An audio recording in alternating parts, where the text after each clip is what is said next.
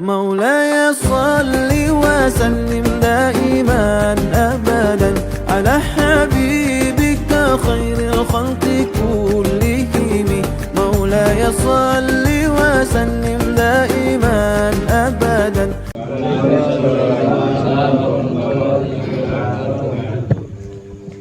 بسم الله والحمد لله.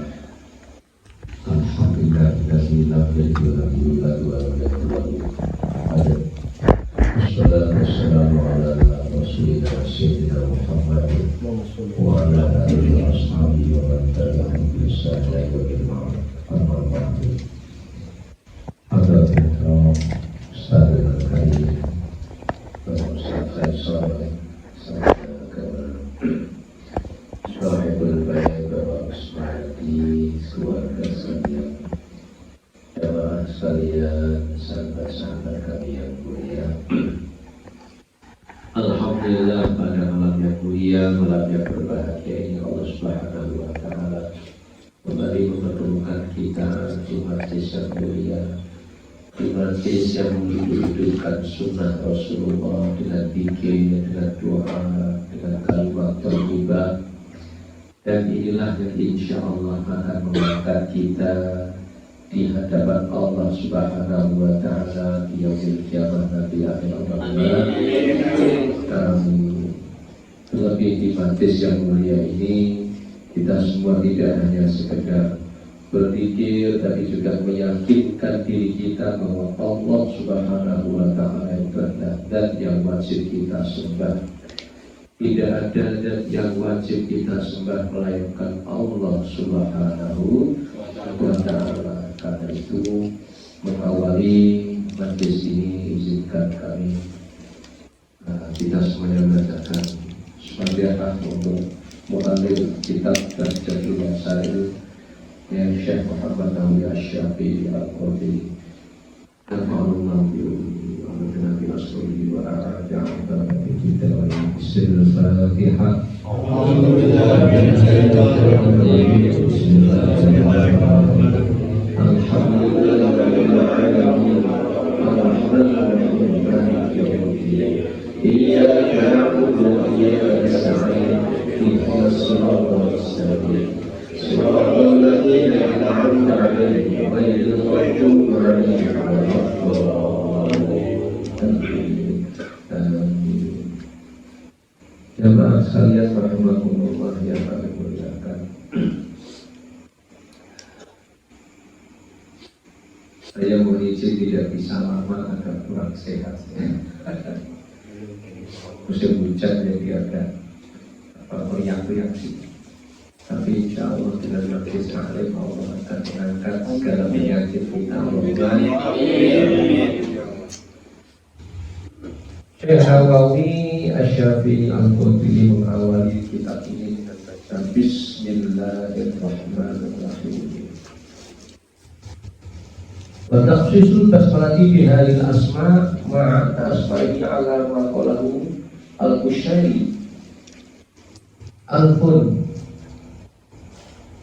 Mengkhususkan bismillah ini nama-nama bahwa semuanya Syekh Qushairi mengatakan ada 1000 nama bagi Allah Subhanahu wa Ta'ala. Dia menyebutkan salah sumi'ati Taurat, 1000 nama Allah itu 300 di kitab Taurat. Wa salah sumi'ati Zabur, dan 300-nya ada nama Allah itu di kitab Zabur. Wa salatu mi'atil Injil, 300-nya ada di kitab Injil. Allah punya 1000 nama menurut Imam Al-Qushairi. Wa tis'atu wa tis'un fil Quran, 99 ada di dalam Al-Quran. Wa wahidun fi suhuf Ibrahim alaihi salatu wassalam, satunya berada di suhuf Ibrahim alaihi salam. Jadi 300 berada di mana tadi Pak? Di Zabur. Dan ada 300-nya di Zabur, 300-nya ada di Injil. Kemudian 99 asma Allah berada di Al-Quran dan 1 ada di Suhuf Ibrahim. Ini apa namanya? Mengenal Allah Subhanahu wa Ta'ala. Sebab awal din ma'rifatullah. Ya, awal kita beragama itu adalah ma'rifat kepada Allah. Nah, kumpulan-kumpulannya itu dikumpulkan di dalam Bismillahirrahmanirrahim. Maka kalau kita menyebut Bismillahirrahmanirrahim, itu sama dengan sudah menyebut kumpulan dari 1000 nama Allah Subhanahu wa Ta'ala yang berada di kitab-kitab sebelumnya, bahkan di suhuf-suhuf yang sebelumnya Allah berikan. Alhamdulillah. Wa min asrarihi, dan termasuk di dalam siriyahnya Bismillah itu, siapa baca Bismillahirrahmanirrahim di dalam kitab Sulamun Najah itu dikatakan, siapa baca 21 kali ketika mau tidur baca Bismillah, maka Allah amankan badan kita, rumah kita, ya. Kemudian bahkan Allah amankan dari mati mendadak. Alhamdulillah. Maka jangan sampai kalau kita tidur lepas-lepas tidur saja tidak ada doa minimal Bismillahirrahmanirrahim 21 kali. Siapa baca Bismillahirrahmanirrahim 21 kali, Allah amankan tidurnya dari apa tadi? Segala bencana, bala, santet, penun dan segalanya. Dan yang mati mengejutkan. Sekarang ini banyak orang mati mengejutkan, Pak. Berangkat selamat, pulang tinggal nama, banyak sekali.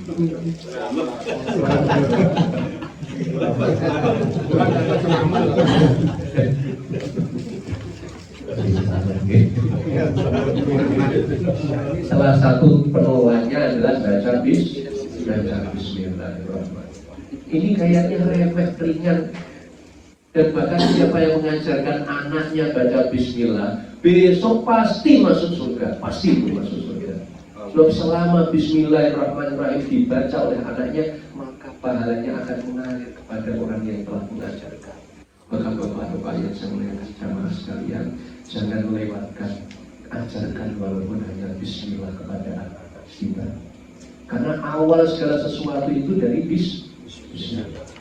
Anak-anak kita baca Bismillah dalam segala kebaikan yang dia lakukan, maka kita dapat kebaikan-kebaikan yang anak-anak kita lakukan, yang anak-anak lakukan itu. Allahumma ini mulai dari yang Bismillah dulu, mulai yang paling ringan dulu. Yang paling ringan ini kalau kita bisa amalkan, insya Allah barokah. Allahumma amin. Ya. Di antara min khawaisiha, khusus-khususnya wa min asrariha, ya, termasuk rahasia-rahasianya Fatihah, Bismillah, barang siapa baca 786,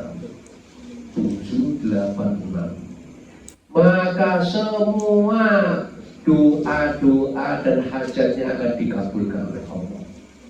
Kalau hajatnya sudah tadi mendesak banget, baca 786, insya Allah, ya. Di dalam kitab Tafsir Fatihah itu dikatakan wa min asrariha, ya, salah satu di antara rahasia-rahasianya Bismillahirrahmanirrahim itu baca 786, 786, bukan 678 tapi 786. Maka insya Allah, kalau Bapak punya hajat apa saja, insya Allah akan dikabulkan oleh Allah Subhanahu wa Ta'ala. Amin. Amin. Silakan hajat apa saja. Kalau bisa, kalau memang sangat gede hajatnya, seminggu baca itu, insya Allah dikabulkan oleh Allah.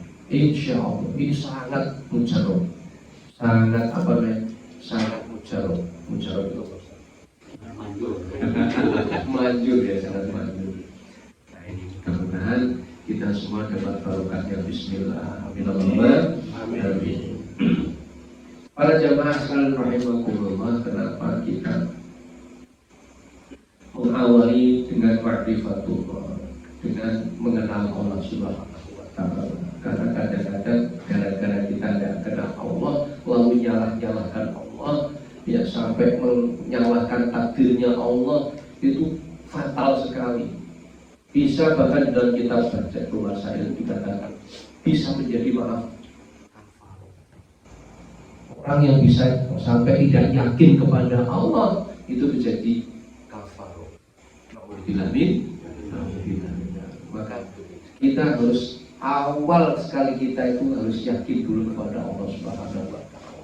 Bahkan kita sebelum beribadah harus wa'bud rabbaka hatta ya'tiyakal yaqin. Kalau kita mau beribadah ya harus yakin dulu. Sebab dengan keyakinan itulah kemudian Allah Subhanahu wa Ta'ala menerimanya. Kalau orang tidak yakin dengan ibadahnya, maka setan masuk di dalamnya alladzi yuwaswisu fi sudurin nas. Ya. Maka setan yang mengambil peran dalam ibadah kita, maka tidak heran, tidak sedikit orang yang kadang-kadang beribadah jatuh dalam was-was tadi. Ya, kalau ibadahnya was-was, ya jangan-jangan kemudian ibadahnya melayang-layang. Melayang-layang itu gampang. Baina sama wal ardh dan bumi itu tidak sampai kepada Allah Subhanahu wa Ta'ala karena tidak sampai kepada keyakinan tadi. Nah, hari ini mungkin yang sedikit mau kita bahas dan kita sampaikan bersama adalah tentang dunia ini dijadikan oleh Allah Subhanahu wa Ta'ala seisinya, tidak ada yang kebetulan dan tidak ada yang sia-sia. Saya ulangi, ya, judulnya adalah dunia dan seisinya, kejadian semuanya ini ya tidak terjadi dan tidak ada dengan kebetulan, tapi semuanya atas takdir Allah dan tidak ada yang sia-sia. Yakini dulu itu, semua yang terjadi pada diri kita, keluarga kita, lingkungan kita, dunia yang ada ini, nasib kita, musibah kita, nikmat kita, tidak ada yang kebetulan. Kebetulan gini, itu hal yang perlu dikoreksi. Kebetulan gini, tidak ada yang kebetulan dunia ini. Semua sudah ditakdir oleh Allah. Kalau orang sekarang dia bilangnya qadarullah. Semua ini sudah ditakdir oleh Allah. Ma asaba min musibatin fil ardi wala fis sama wala fi anfusikum illa min qabli an nabraha. Ya. Tidak ada musibah di dalam bumi ini fil ardi wala fi anfusikum, dan pada diri kalian sendiri termasuk di antaranya kita semuanya, illa fi kitabin, kecuali sudah dicatat oleh Allah. Dan sejak zaman dulu semua yang ada di muka bumi ini dan yang menimpa kepada kita, baik dan buruknya, khairihi wa syarrihi, itu sudah dicatat oleh Allah. Illa fi kitabim min qabli an nabraha, sebelum kami menciptakannya. Jadi sebelum diciptakan segala sesuatu, kita semuanya, dunia ini sudah ada catatan oleh Allah. Tidak terjadi dengan kebetulan. Ini penting kita sampaikan supaya kita tidak ragu dengan apa yang telah kita alami, bahwa segala sesuatu itu selalu ada rencana Allah dan tidak ada yang sia-sia. Ma khalaqta hadza batila rabbana ma khalaqta hadza batila. Pasti di balik itu semua ada hikmahnya. Baik dan buruknya yang Allah jadikan ini, itu pasti ada hikmahnya. Musibah, nikmat, rahmat, semua ada ada hikmahnya. Maka kadang-kadang hikmah itu tidak terjadi sesaat, tapi kadang-kadang menunggu sekian tahun. Orang kadang-kadang untungnya aku sudah ketemu tidak jodohnya dia.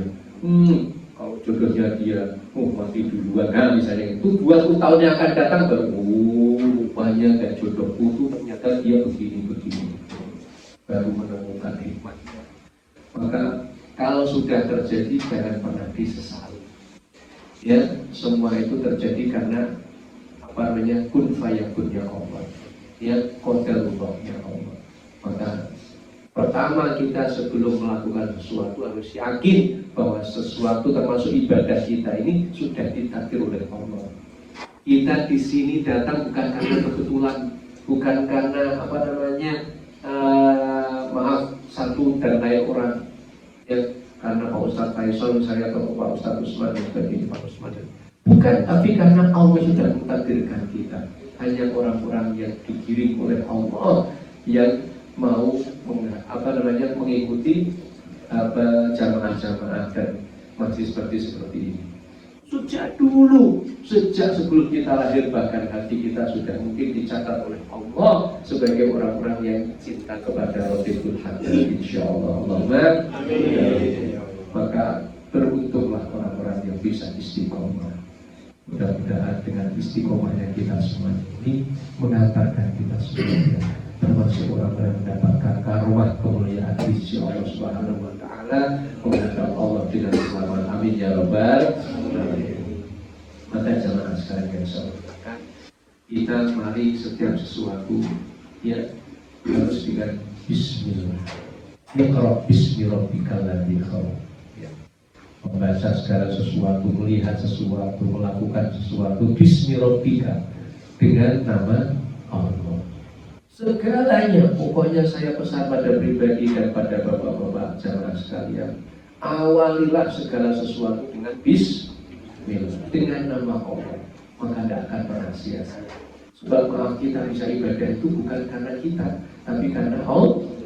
Maka kalau kita tidak ikhlas, dari mana? Wong yang jalankan kita semuanya itu Allah. Yang gerakan kita itu Allah, bukan kita. Ya, maka kalau ada orang ibadah kok tidak ikhlas, apalagi maaf karena riya, karena takabur, karena ujub, pengen dikagumi oleh orang lain, dari mana wong kita bukan siapa-siapa, kita tidak bawa apa-apa, dan kita bukan siapa-siapa, semuanya yang menggerakkan Allah Subhanahu wa ta'ala.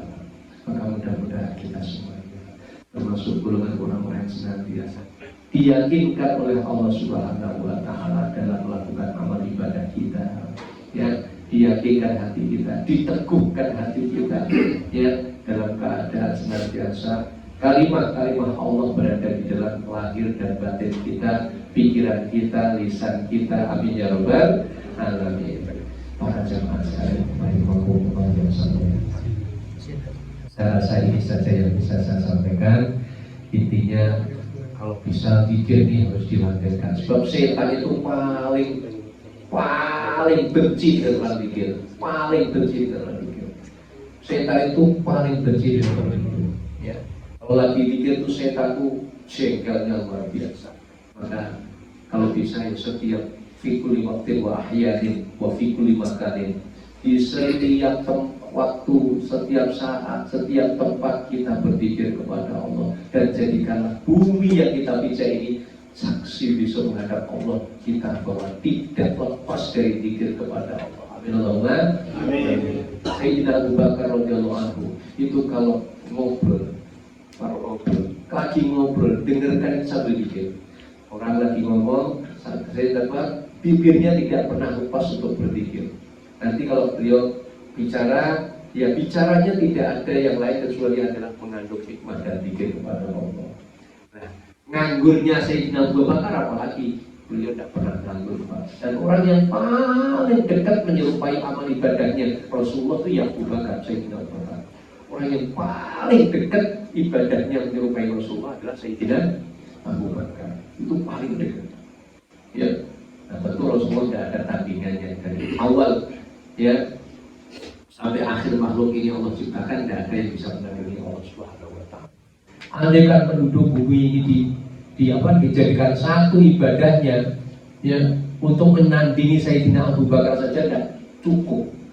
Kita ini belum ada apa-apa. Satu bumi ini, penghuni bumi dicampur, digabungkan untuk menandingi ibadahnya Sayyidina Abu Bakar, belum ada apa-apa. Ya, maka jamaah sekalian, yang salah satu di antara harus kita buang jauh adalah bagaimana kita memikirkan penyakit-penyakit batin ini, ya, bahwa segala sesuatu ini terjadi adalah karena Allah, pokoknya Allah. Tidak ada ya batin kita, lahir kita, hati kita, ya, yang selain Allah Subhanahu wa Ta'ala. Ya, mudah-mudahan ya, pengajian yang singkat ini menjadikan kita semuanya bertambah yakin kepada Allah Subhanahu wa Ta'ala, dan kita semuanya melalui mahabbah kepada para ulama, mahabbah kepada para guru-guru kita, yang cinta kita kepada guru menghantarkan kita dengan cinta kepada Allah yang sejati. Amin. Sehingga sampailah kepada ikrar yang setiap saat kita sholat kita lantunkan, kita ucapkan, ya, inna sholati wa nusuki wa mahyaya wa mamati lillahi rabbil alamin. Amin ya rabbal alamin. Judul tadi yang pertama adalah tadi apa? Ya, tidak ada yang terjadi itu karena kebetulan, semuanya atas takdirnya Allah. Maka kalau orang bilang kebetulan, tidak ada yang kebetulan. Dunia ini semuanya kalau kita sudah ditakdir oleh Allah, insya Allah tidak ada saling menyalahkan. Ya, sebab yang menjalankan orang itu juga Allah Subhanahu wa Ta'ala. Ya, kalau kita dicaci orang, alhamdulillah, ya, itu ibadah bagi kita. Ya, yang mencaci pun juga atas takdirnya Allah. Takdirnya Allah itu pasti yang terbaik, betul ya? Takdirnya Allah itu pasti yang terbaik. Terus pokoknya takdirnya Allah itu pasti yang terbaik. Kenapa kok dia mencaci kita, menghina kita? Nah, itu juga sudah atas izinnya Allah Subhanahu wa Ta'ala. Tidak ada yang berjalan di muka bumi, tidak ada yang bergerak di muka bumi, tidak ada sesuatu yang bergerak, ya, kecuali atas izin Allah Subhanahu wa Ta'ala. Insya Allah kalau begitu hati kita tidak pernah risau dengan segala yang terjadi di muka bumi ini. Nanti kalau pilpres, ya tidak usah galau ini, lah urusan apa? Pilpres ya kayak orang pejabat saja kita mikir pilpres segera, udah mikir wali keluarga kita saja, ya, mikir anak-anak kita.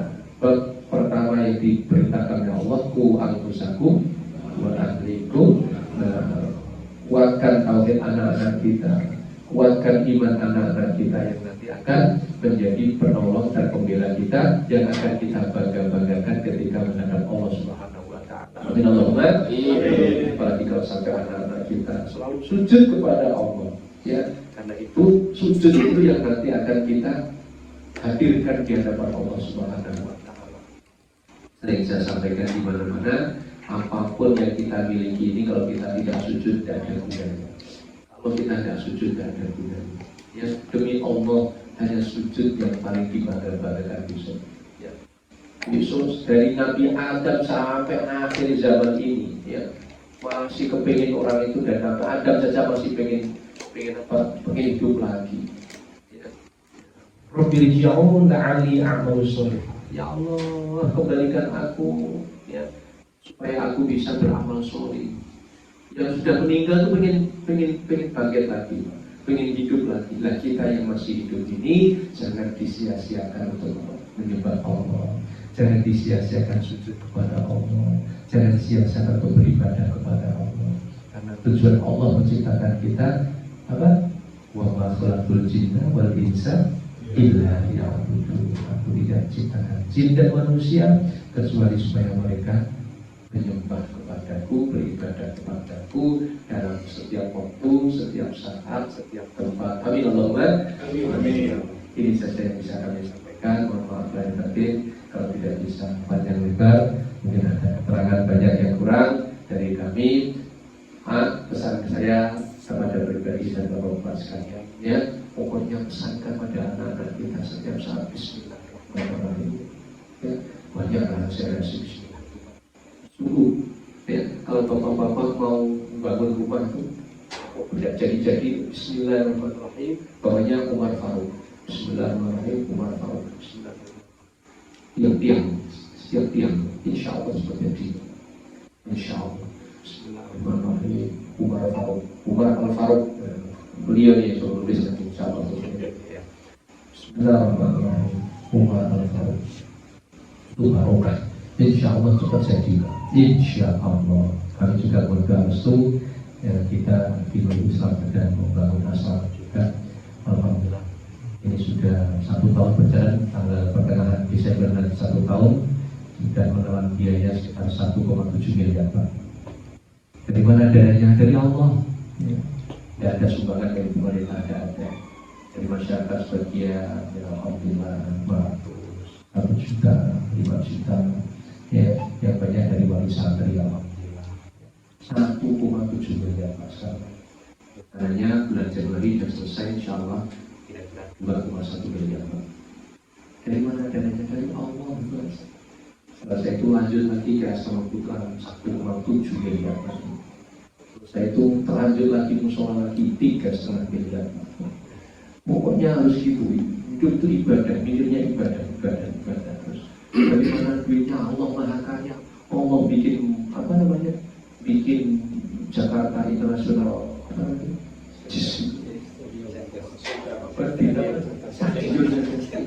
mampu masak untuk sholat, tidak mampu kan tidak mungkin ya. Untuk apalagi insyaallah kantor kita ya, kantor kita MCL insyaallah mudah-mudahan dalam hati Pak Sodi sudah sampai apa itu? Sudah finishing ya? Lama? Berapa bulan? Insyaallah target di Januari ya? 1 tahun lagi, 1 tahun dan sampai setelah bulanan lagi.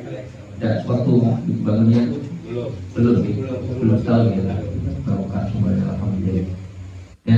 Jadi kalau sesuatu itu diyakini insyaallah tidak ada yang sulit di dunia ini kalau Allah sudah berkehendak ya. Pokoknya kalau kita sudah yakin insyaallah jadi semua. Amin Allahumma amin. Ya. Demikian yang kami sampaikan dalam awal yang berjemaah. Alhamdulillah.